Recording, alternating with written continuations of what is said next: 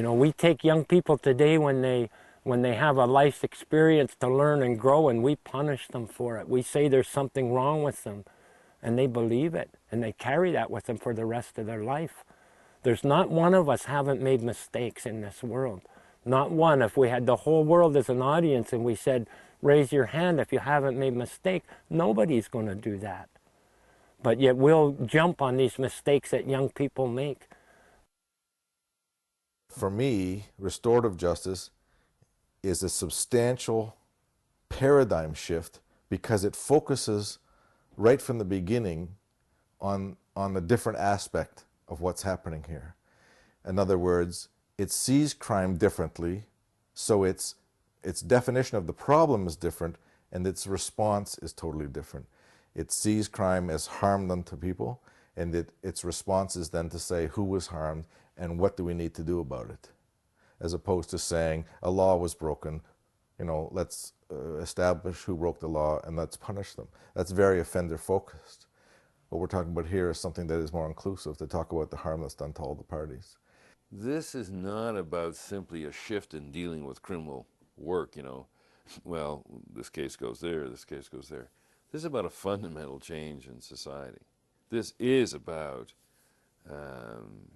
some might say a revolution, but an evolution. But it's an evolution back to a time in which I think the seeds of democracy came from, where everybody was important and everybody was respected and everybody had a responsibility to make the community a healthy place to be. For me, one of the big things about restorative justice is asking different questions. The question of what does it mean to heal from a serious violent offense?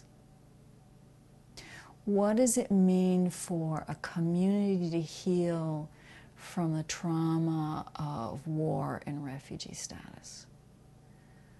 You know, we have huge disruptions in immigrant communities that are coming from war-torn countries and who have experienced things that are unthinkable to us.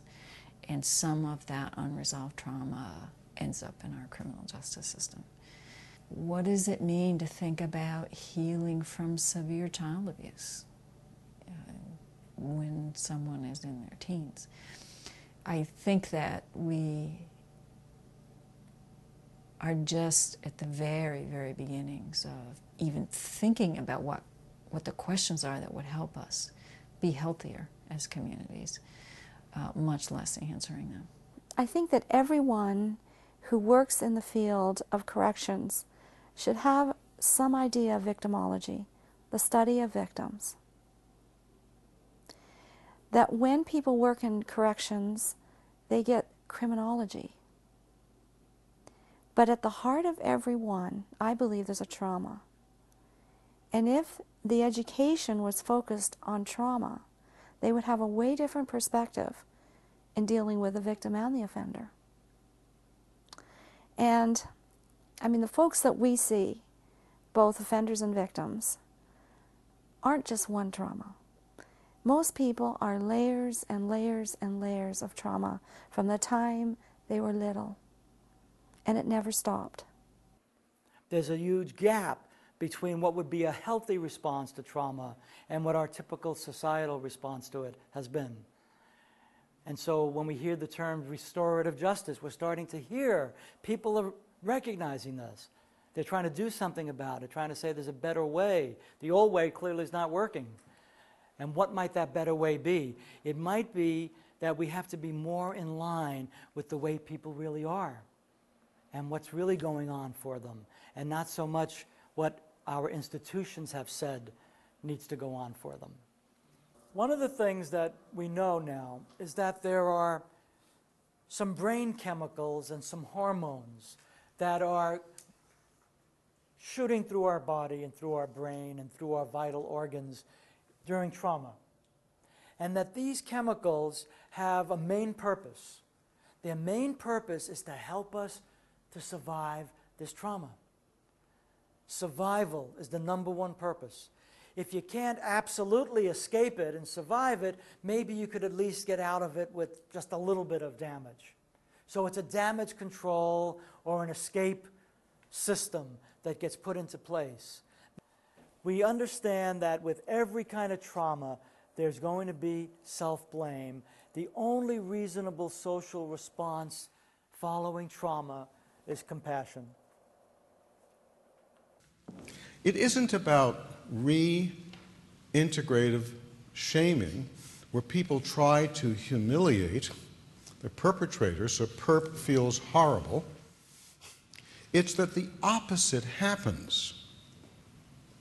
People express themselves, and the healing takes place because we can feel part of the community as we all express our feelings.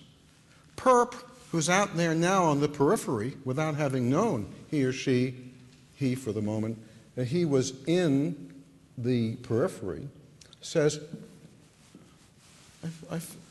I'm not in, I'm out, and wants in. All of our family group conferences, all of our restorative process is really based on our ability to let victims and offenders together, hopefully, and their families, those who care about both, express who they are.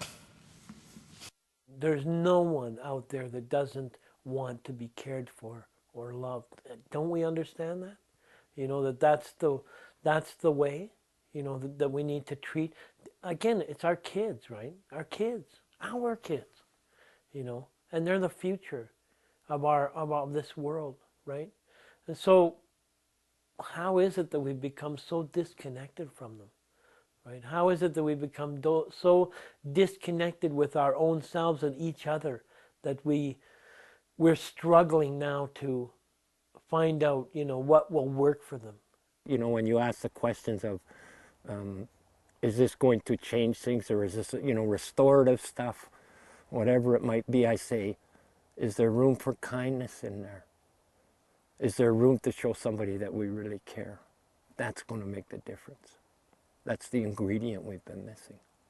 So that's a challenge to everybody.